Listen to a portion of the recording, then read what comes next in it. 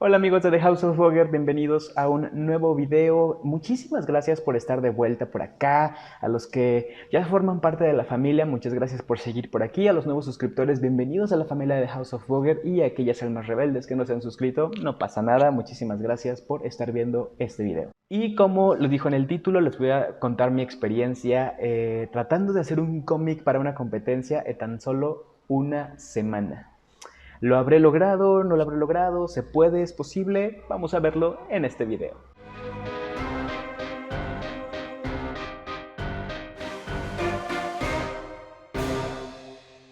Y conforme les cuento mi experiencia haciendo el cómic, les voy a ir contando cuáles son las etapas para desarrollar un cómic. Bien, la primera etapa evidentemente es escribir el guión, tener una historia, desarrollarla y escribir un guión. Es importante que desarrolles muy bien tu historia, porque si no se va a venir abajo.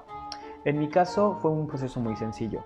Primero quiero decirles que me siento raro porque traigo los audífonos del celular porque el adaptador que conecta el micrófono a la cámara se descompuso, entonces tuve que conectar los audífonos. ¿Cómo fue mi experiencia? ¿Cómo fue que decidí entrar a hacer un cómic en una semana? Fue una cosa de pura casualidad. Estaba yo escribiendo el guión de la novela gráfica y estaba viendo, viendo videos acerca o conferencias acerca del guión para cómic. ¿Y qué aprendí con esto? Bueno, que no existe un formato como tal para escribir un guión para cómic. Hay guionistas que escriben también dependiendo de sus dibujantes, de quién va a ser su dibujante, y eso dicta también la manera en la que escriben sus cómics. Hay quienes lo hacen describiendo muy bien cada viñeta, hay quienes escriben la historia y el dibujante se encarga de traducirla en dibujos, hay quienes usan un formato como medio especial para novela gráfica o para cómic, que vendría siendo viñeta, número de página, la viñeta y lo que pasa en ese lugar y los textos. En mi caso yo uso el formato de cine, que también es un formato que se usa mucho en el cómic y que como yo iba a ser mi propio dibujante decidí no cambiarlo. Entonces dije, si me siento cómodo con este formato voy a seguir. Otra de las cosas que aprendí es que muchos de los dibujantes de cómic, ya sea de cómic comercial, llámese Marvel, llámese DC o llámese otras empresas, como de cómic de autor, empiezan ganando un premio o compitiendo en una convocatoria. Entonces dije, bueno, ¿por qué no intentarlo? Y me entró la espinita por buscar un concurso para cómic en México. Encontré uno que era como la competencia nacional de creadores de cómic, que no estaba disponible en ese momento, y después encontré una de una editorial pequeña que es su octava edición. No es algo como muy grande, pero me pareció interesante, y cuando vi tenía justamente una semana para que cerrara la convocatoria. El mínimo eran 8 páginas.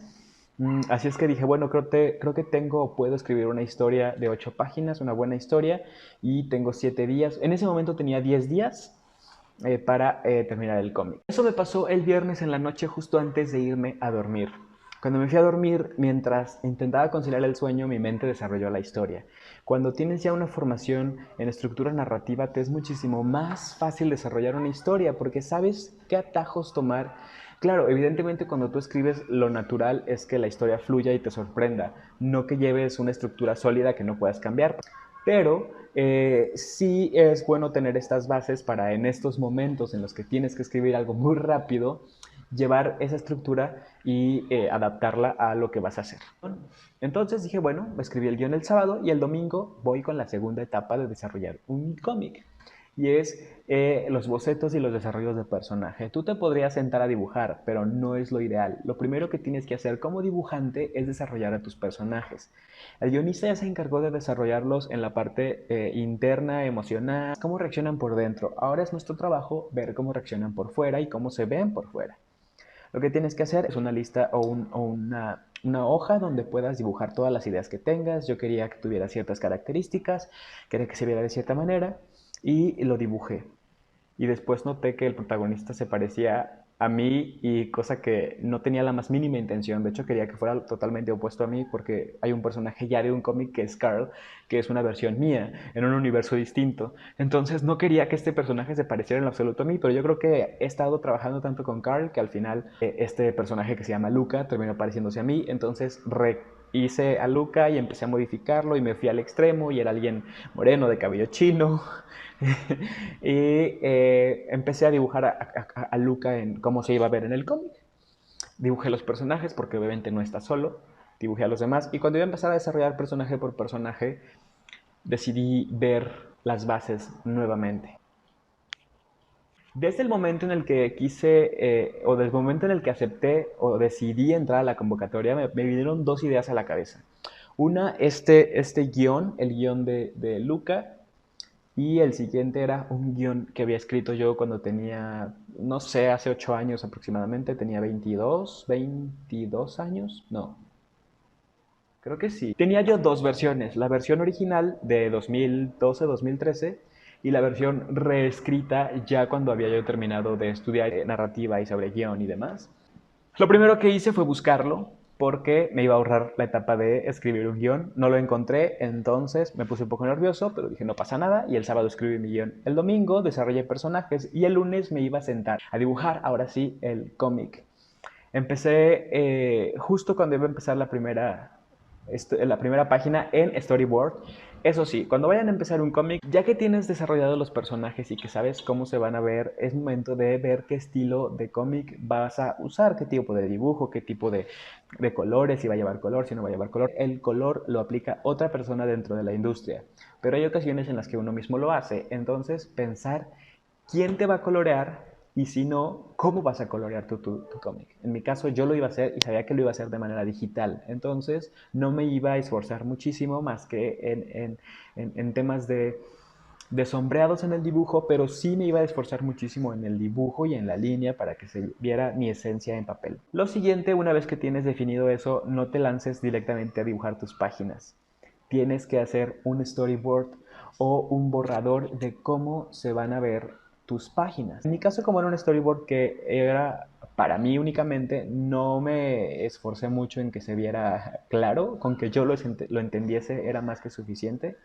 Y eso fue lo que hice, un storyboard muy rápido que yo entendiese con las adecuaciones que yo veía conveniente. También estaba yo experimentando en cómo se iban a ver las viñetas, cómo se iban a desarrollar la historia en la narrativa de dibujo.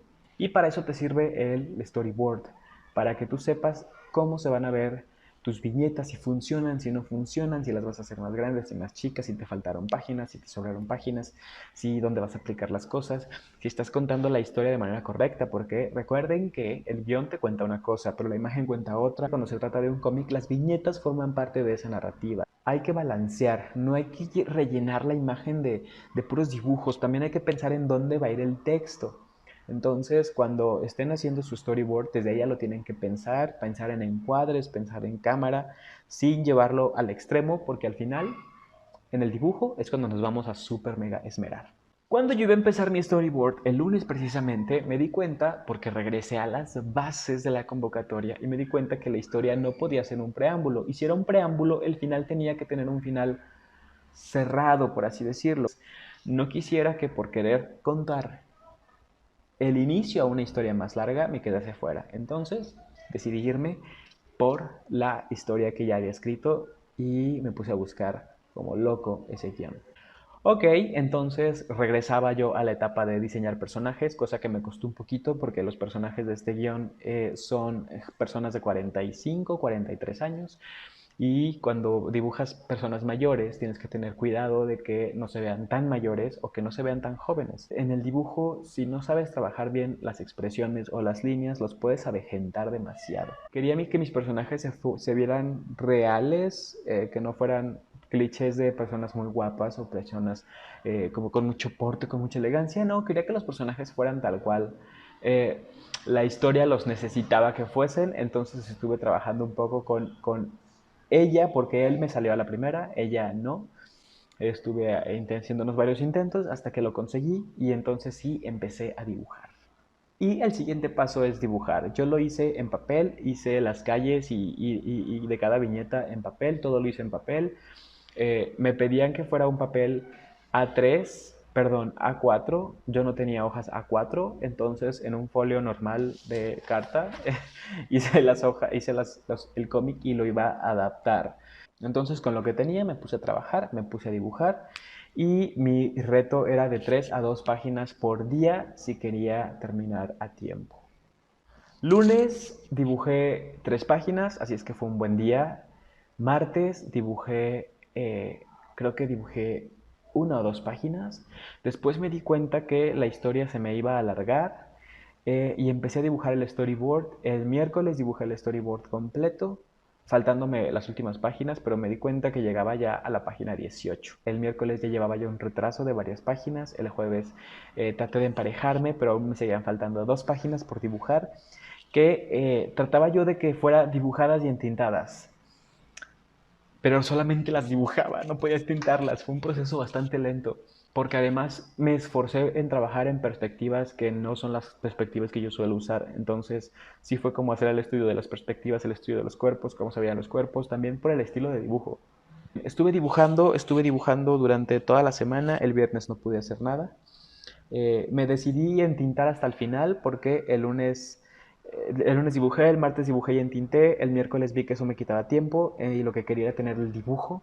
Entonces, miércoles dibujé, jueves dibujé, viernes no pude hacer nada, el sábado tenía que terminar sí o sí y hice las últimas páginas del storyboard que me faltaban. Me di cuenta que no eran 18, eran 21 páginas las que iba a hacer. El sábado terminé de dibujar las 21 páginas, estaba yo muy contento porque el sábado lo había conseguido, se veían preciosas, estaba yo muy impactado con el resultado que había conseguido como proyecto personal y era ahora el momento de entintar, tenía todo el domingo para entintar. Y ese es el siguiente proceso después de dibujar. El entintado lo puedes hacer tú como dibujante o lo puede hacer alguien más. Si trabajas de manera comercial, como en cómic, en DC, en Marvel o compañías más grandes, lo va a entintar alguien más, es muy probable. Está el dibujante y está el entintador. También tenía la idea de entintar las partes oscuras o fondos negros con acrílico, pero eso me llevaba mucho tiempo, entonces empecé a dejarlos en negro para hacerlo en digital. Y el domingo me llevé todo el domingo hasta el lunes a las 9 de la mañana terminé de entintar. Entonces eran las 2. Tenía yo 12 horas para subir, digitalizar, rotular y terminar el cómic y entregarlo. 12 horas. Perfecto. ¿Qué hice? Pues nada, tomé las fotos al cómic y viene la siguiente etapa. La siguiente fase en el cómic es darle color o trabajar los detalles. En mi caso, yo tenía muy claro que lo iba a hacer, aunque fuese gris, aplicar las escalas de grises en digital. Lamentablemente me llevó una hora hacer la primera página y media hora hacer la segunda y 45 minutos hacer la tercera. Me di cuenta que ese ritmo técnicamente me iba a llevar todo el día y más. Entonces pensé, lo importante es que se cuente la historia. Ya tienes los dibujos, ahora ponle el texto, ya después pones efectos si te da tiempo. Tienes 12 horas. Empecé a rotular y el rotulado me fue técnicamente rápido en teoría. Eran las 8 de la noche y yo llevaba no todo el cómic rotulado, pero ya llevaba gran parte del cómic rotulado. Siendo las 9 tenía yo literal una hora para terminar. Y rotular es la siguiente etapa del cómic. ¿A qué me refiero con rotular? A poner los bocadillos, globos de texto, recuadros, todo lo que tenga que ver con texto. Eso me refiero con rotular. Yo lo hago de manera digital porque a mí no me gusta cómo se ve en papel, tanto no me gusta a mí hacerlo, como no me gusta mi letra, por ejemplo, y los globos no me salen. No me gusta, vaya, no lo disfruto. Empecé a rotular. Conforme rotulaba me di cuenta que todo encajaba perfecto, las expresiones, los detalles, todo, estaba yo muy orgulloso de lo que estaba haciendo. Después me di cuenta que eran las 9:50, iba yo en la página 13 y que en 10 minutos no iba a alcanzar a rotular todo el cómic y a subirlo. Entonces no me quedó más que resignarme a estar fuera de la competencia, pero sí les escribí una carta a los de Familia Osaka, que de hecho Familia Osaka, si llegan a ver este video, yo fui el que les mandó el correo diciéndoles que muchas gracias porque gracias a esa competencia, gracias a ellos y gracias a esa experiencia pude darme cuenta de mis habilidades y de lo que puedo llegar a lograr. Me propuse mucho y lo conseguí. Y pues nada, hasta la fecha sigo muy agradecido con ellos y sigo trabajando en el cómic para terminarlo ya más tranquilo, ya sin correr. Quiero hacerlo lo mejor posible para subirlo, ya sea que se los suba, que se los enseñe. Aún no sé si lo voy a mandar a alguna otra competencia o si lo voy a mandar a alguna editorial o si se los voy a... Como quiera, el cómic ya está en Patreon. Si quieren ver ciertas imágenes del cómic, los avances, los dibujos, vayan a Patreon y ahí está el cómic con los dibujos para que los puedan ver. Y también los espero en Instagram para que vean todo el contenido que he estado subiendo. He estado subiendo muchas cosas, he estado muy activo en Instagram. Y pues nada, decirles que también a la gente que me sigue en Instagram y que está viendo este video y están esperando la segunda parte de Carl, la paré por el cómic pasado que hice, pero aquí está la segunda parte de Carl, ya lista para dar color en digital. Pues nada, hechiceros, ya saben que les mando un abrazo y oigan, estaría bien hacer una especie de giveaway, pero darles el cómic terminado. ¿Les parece? Termino el cómic y hacemos un giveaway para ver quién se lo lleva a su casa en formato digital, sin esas cosas de que inviten a nadie ni nada, solamente con que me sigan es más que suficiente. Y bueno, esta fue mi experiencia haciendo un cómic en 7 días. ¿Es posible? Sí es posible, mientras hagas, solamente 13 páginas o 12 páginas. Bueno, si trabajas a mi ritmo. Si trabajas más rápido, pues probablemente sí llegues a hacer las 18, las 21. Si trabajas más lento, quizá te quedes en las 8 o 5.